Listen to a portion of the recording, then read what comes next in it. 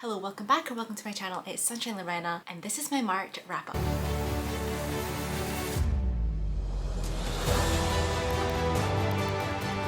Another month has gone by, guys, and the slump has continued.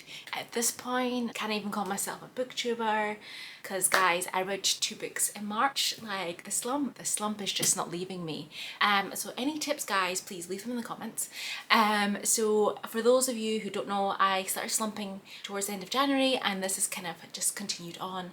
Yeah, I've been having a hard time like really getting back into my books. We've also had like a whole host of different visitors visiting us, so I've had like my routine has been like disrupted from what I normally do, so that hasn't helped me to get out of the slump, but I was already in one before all of that, so really I'm just really bad at reading at the moment. So yeah, this is not going to be a long wrap up video because 2 books is, I don't have that much to say. I have 2 books to wrap up, both of which I did enjoy, guys. They did not bring me out of a slump though. I'm still ahead of my yearly reading goal in terms of number of books because thankfully January I was not in a slump for most of it, but the gap is narrowing, guys. The gap is narrowing and I'm starting to get a bit concerned because I love books and I want to be out of a reading slump and I just want to enjoy them. Yeah, my pages goal is not doing well either, but I'm gonna put it to the side because it's just something they have in Storygraph and I thought it'd be nice and fun to track. But because I have been leaning a little bit more to audiobooks when I have been reading, so it's kind of skewed the figures. But enough of that, I'm just as well getting on with this and just telling you the 2 books that I read in March, which I do recommend because I really enjoyed both of them. So the first one up is Daisy Darker by Alice Feeney, and I managed to get a copy from my library, so I listened to this on audiobook. I know this was like really hyped up and I did enjoy it, but I gave it 4 stars. It didn't quite live up to the hype. However, I do think that this was a great tribute to And There Were None, which I really did enjoy. By Agatha Christie, I gave it 5 stars on Reddit, so I thought this was a really good tribute, much better than some of the other ones that I read, but there was still a little something missing for me. But I didn't see some of these twists coming. I really was taken by surprise. I really enjoyed it. So in this one, if you don't know about this one, this is a thriller and it does take place in an isolated setting, which I love. It is a family reunion that ends up leading into a murder.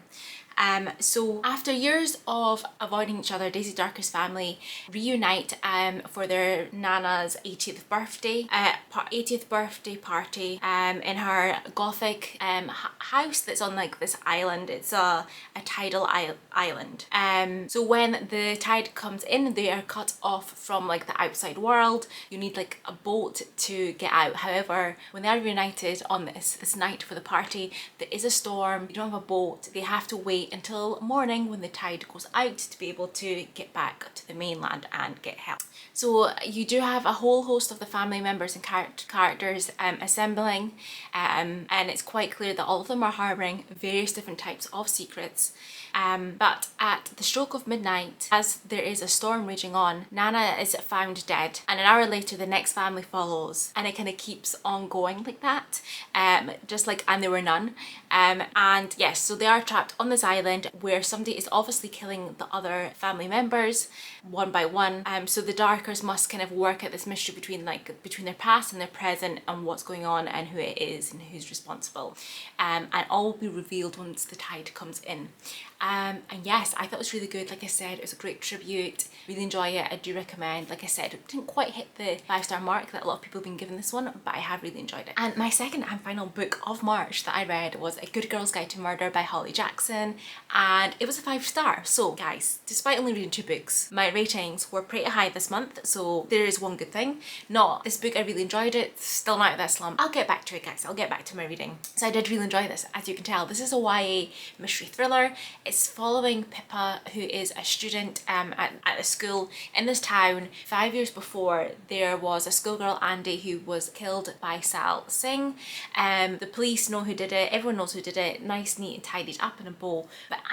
But Pippa doesn't think that it's so straightforward and something else happened and she wants to kind of seek the truth. So what she does is she ends up choosing this case as her project, a topic for her project. She ends up choosing the case for her final year project that she's doing for school. So she starts to uncover secrets that someone in town desperately wants to stay hidden. And if the real killer is still out there, how far will they go to keep Pippa from the truth? This, like I said, really enjoyed it. The book also has some mixed media formats in here.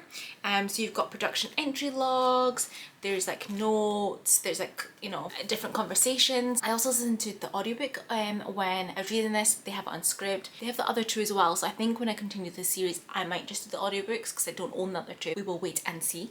But what I liked about it is that when she was speaking to other people around the case, interviewing potential suspects, etc., it was someone else. It was a different voice, it wasn't the same voice actor. So I really enjoyed it. So it's really good audio production. If you like listen to audiobooks, I do recommend this one.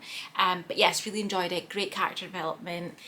You really kind of wrapped up in the mystery, trying to work out what's going on. And yeah, didn't see the ending coming that came. And I really enjoyed it. I'm really intrigued to see where this series goes, because obviously you do find out the truth in this book of this case. So it's going to be really interesting to see where the series will go, but I did really enjoy it. I think it was a really good, nice, lighter kind of thriller mystery, with it being YA. But I really enjoyed it. Kind of did get me out of my slump a little bit.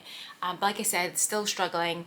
But yes, really enjoyed it. We are hoping for a better April. I did come into the month of April with 3 books still being read. Actually, technically 4. One since February that I have not touched since February. So I'm probably gonna have to restart that one at some point. But anyway, came out of March with 3 books in the go. So it's not like I haven't been reading. 2 of them were new releases for March, which I'm doing a vlog. You will see that at some point and get my full thoughts, because I have not finished them. So we will see how that goes. And then another one which I have actually now finished. It was an audiobook. But here's hoping that I will have a much longer wrap up for you guys next month. Keep your fingers crossed for me. Like I said, please leave your comments below. Give me some advice to get out of this slump, because I really need it, guys. I really need it. Thank you so much for watching. Hit that like button, hit the subscribe button if you want to see more content from me, and I will hopefully see you in the next one, where I will be reading a lot more books. Bye.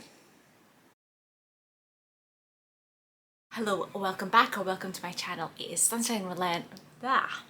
So guys, another month has gone by so fast, and the slump has continued, and my window was open and you can hear that. Not what I meant to do.